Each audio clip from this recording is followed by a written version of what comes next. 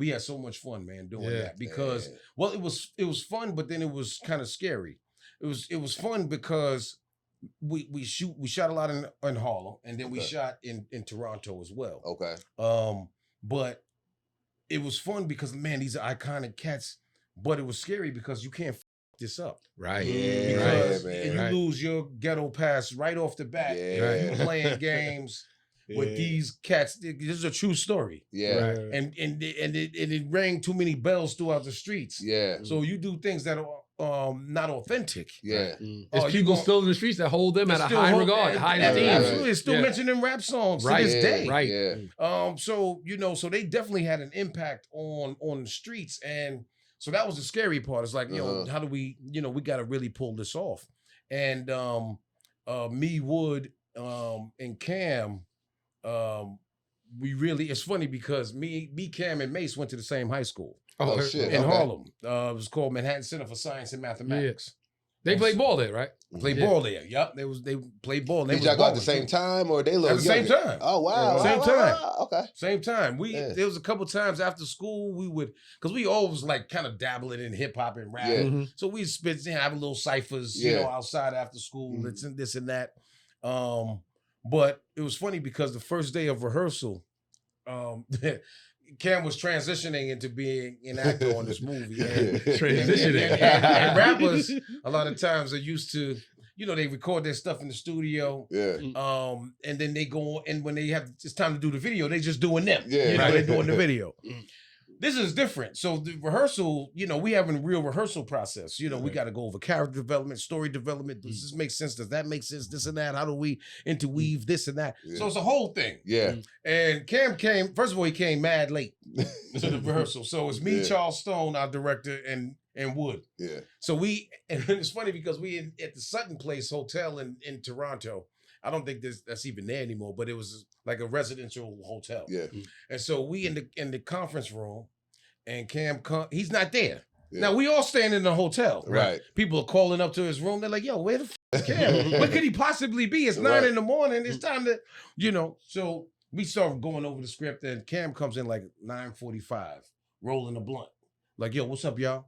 And it's like, and we got the script open, we running lines. Now he was like where the little papers at. He was like, you were in clockers. Exactly. But then when he saw and then he was surrounded by, all really great talent. Right. And but what I love about Cam was that he was a student of the game too. Okay. And he fell right into, he always came prepared, knew his lines, added his own verbiage to it. Yeah. And he's from Harlem. So he knew it. When we in front of Willie's Burgers and all of that, that's our stopping. That's what we do. Yeah. You know we what I'm used to saying? drive from Brooklyn to Willie's Burgers. Yeah, Willie's Burgers. To hang out in front for the chicks. Yeah, for the chicks. Yeah. It was a car show out there. It was going down. And the burgers was good as hell too. And you had the fries with the fork. You eat the fries. So all of that was. That's why I give him so much credit. Is that because he wasn't an actor, but neither was I. Right. You know what I mean? And so, but when you get the opportunity, and then you go, okay, I got to make this real. I gotta feel good about what I'm putting out. That's what he did. It's a great feeling, and nobody can take that away from you. You don't want to do it. So the scene that everybody has emulated on social media. Which one? Several. In the car. Oh, in the car. Yeah, in the car. With me and Wood. With you and Wood, I wrote that scene.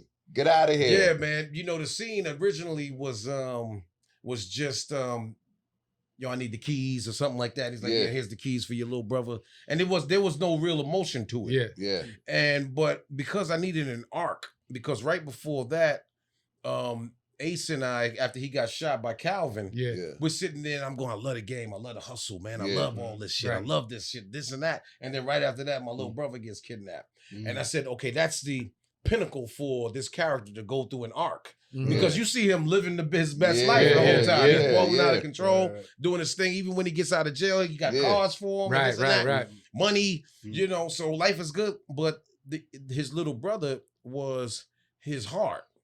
And when that thing happened, then the game wasn't the same no more. So what I did the night before was I started I said, because the scene is too sterile. Right. It was just like, it was business as usual. This ain't business as usual no more. Right. This is personal now. And so And all these people in the streets that I thought loved me, they don't love me. You know, that's why it's like anybody that did me wrong, did this and that, blah, blah, blah. And so I just started writing it. And I was smoking blunt. And my man Big Mike was with me. Big Mike in Toronto. You know what I'm saying? In Harlem, all of that. Big Mike was there. And so, because whenever I would do a movie, especially on location, I would bring one of my cats. Right. You know Same here. So Big Mike was there, and Big Mike was. He was like, he was like we had this 2-bedroom apartment at the Sutton place. And so I'm sitting at the table and he would roll up the blunts. And so I'm smoking and I'm writing. And as I'm writing, I'm remembering everything that I did when I did my research. Because I met with this cat named Jay Black, who was Rich Porter's best friend. Okay. Their family, Rich's family, his sister, who Regina Hall played. Right. And all of their best friends. They all sprinkled throughout the movie. Yeah. Right. And then I had my peoples, my Harlem's finest cats that were in the movie too. Yeah.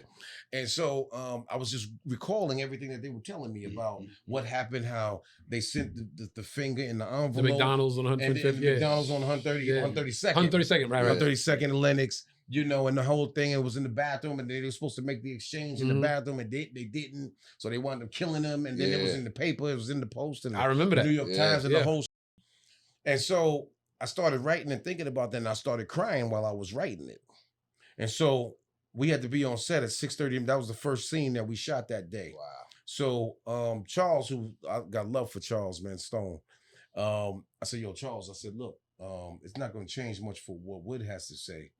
But I wrote something. Let's just do it. He said, all right, let's shoot the rehearsal.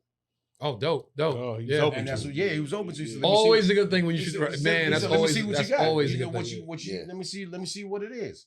He said, I don't even want to read it. Let me just see what you got. And so I went in the scene and did it.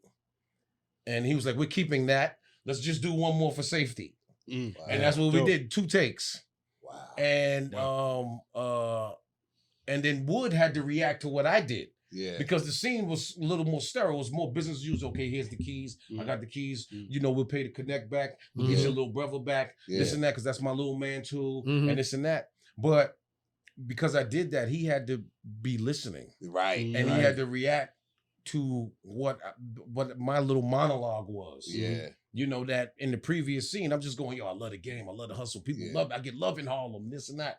You know, so that was a scene. So like you said, the scene in the car, I'm glad that it became so many memes. And you know, it's funny because it could be anything. They'd be like, this is how Dallas Cowboys fans feel after last night's game. Hey, I'm telling you, man, anybody that owes me money. You know what I'm saying? So when it becomes a meme, you know it's you. It's mad quotables. Mad quotables. Me and my brothers, the Rock brothers to this day. Yo, so in 10 years, we got to say, 10 years. Yo, 10 days, B. 10 days, B.